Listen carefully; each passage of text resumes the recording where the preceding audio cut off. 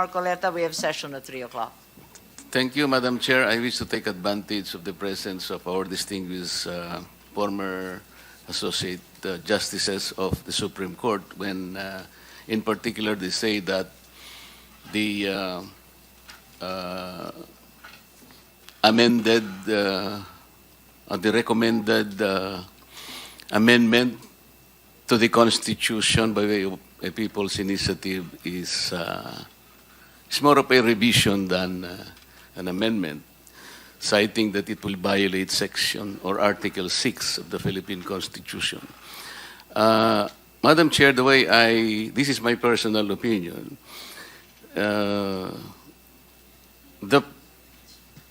when we call for the congressional or the constituent assembly, it's the first mode to amend the Constitution or revise the Constitution. It says, amendment to or revision of this Constitution may be proposed by 1, the Congress upon 3/4 vote of all its members. So I'll proceed from that. When the Constitution simply say of all the members of Congress, it takes the totality of the members of the House of Representatives and then the Senate. Paano po yun, Justice Ascuna or Justice Carpio? Ang sabi po ninyo, if for example the members of the Senate would not agree, kunwari po, inimbitahan namin sila but they did not go there, or probably 2 or 3 only of them came in, and so hindi po represented ang Constituent Assembly. So there will be no time at all that we will be utilize that particular mode of amending the Constitution by simply for the Senate to refuse to go with us and meet with us as a Constituent Assembly. Wala pong mangyayari at yung pong napakahalagang provision na itinakda ng gumawa ng saligang batas para susugin ang saligang batas ay hindi po mangyayari kahit kailan. The House of Representatives will be at the mercy of the Senate. Kasi sasabihin lang po nila, wala po kaming 3/4, sir. I'm sorry. And this has been the case. I have been long enough in Congress to see that our invitations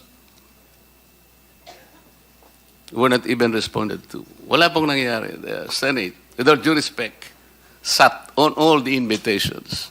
RBH1, RBH2, whatever RBH. Wala pong mangyayari.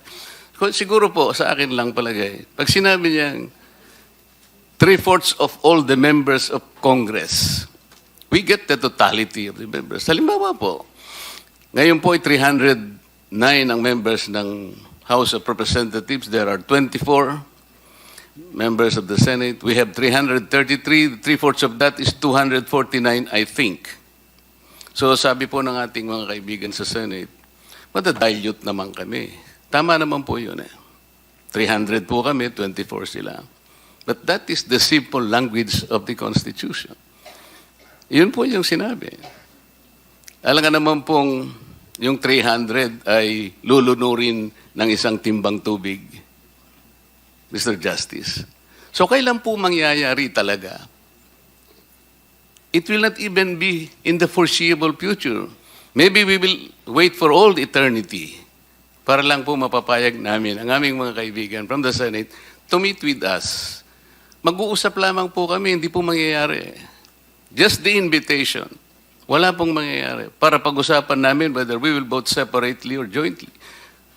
But in my own personal opinion, kasi po, hindi po kami gagawa ng batas.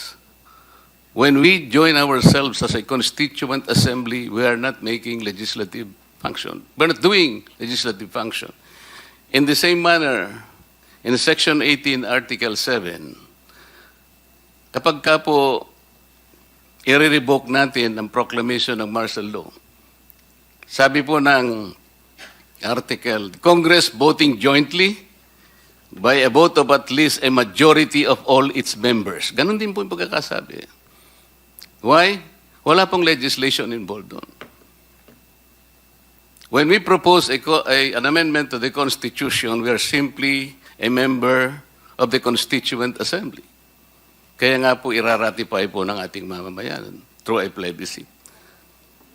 In Section 19, last paragraph of Article 7, sinabi, when the President shall have the power to grant amnesty with the consensus of a majority of all the members of Congress. That is not legislative. Kaya po pwede po yung joint eh. Nangyayari lang po yung bicameral pag gagawa po kami ng batas. Tama po yung sinabi ni Majority Leader Joel Villanueva. Magpapalit po kami ng kalye. Legislation po yun eh. So magbabicam po yun. In this case, we are not doing legislative function. We are simply proposing an amendment to the Constitution. That is a constituent power. Ginagamit po namin, that is not legislative. Ang totoo po nun, ang mag-a-approve naman po ng aming proposal, yun pong mga mamamayan natin.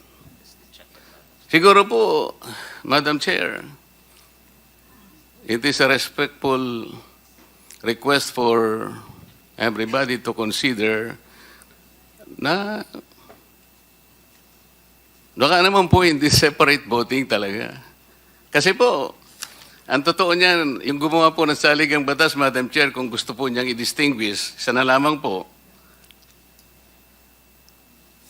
sabi po nila, katulad po nung Section 11, last paragraph, Article 7, kung gusto po nung gumawa ng saligang batas na i-distinguish talaga, joint voting, joint assembly, ganito po sinasabi, Section 11, last paragraph, Article 7. Congress determines by two-thirds vote of both houses voting separately, tingnan po ninyo,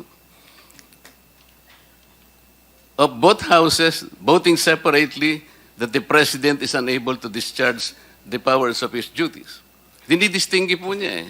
Section 9, Article 7. In case of a vacancy in the office of the Vice President, the President's nominee from the Senate or House of Representatives shall assume office upon confirmation of a majority vote of all the members, both of both houses, voting separately.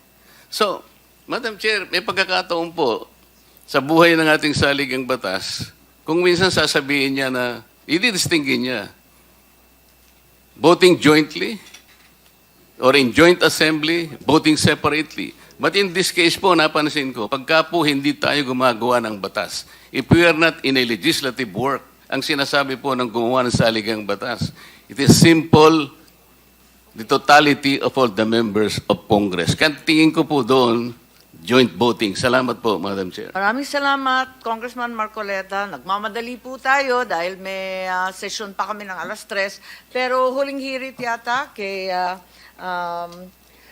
sa ating mga justices, kung may maidadagdag po kayo, si Justice Tony Carpio, nagtaas po ng kamay. Perhaps you can enlighten us on what actually was envisioned by both the framers of the Constitution as well as the ponentes of the relevant cases. Justice Carpio, please. Thank you, Madam Chair. The Constitution expressly provides that Congress shall consist of the House of Representatives and the Senate, period. It does not say that Congress, when performing legislative functions, shall consist of the House and Senate. So, Congress is composed of the Senate and the House regardless of what they do, whether performing legislative function or approving the declaration of martial or doing other things. No? But in the declaration of martial law, they have to meet, but the Constitution is voting jointly. It's the only instance in the Constitution that you can find the phrase voting jointly. In other words, this is an exceptional case. That's why if you add voting jointly in another provision, that is an exceptional case. that departs from the general rule that the Congress shall be composed of the House and the Senate. Vote, and when one chamber cannot act without the approval of the other. You cannot even pass a law renaming a national road if it is an act of the House alone. You cannot pass an ordinary law without both chambers approving. And the Constitution is the highest law of the land. You cannot just say the Speaker alone shall convene the Constituent Assembly and you need only 255 votes that will all come from the House, and you can disregard the 24 votes of the Senate. That is an exceptional departure. That is a revision. So you cannot do that in a people's initiative. You can do that in a con or a con-as. I want to emphasize again, the Constitution is the highest law of the land.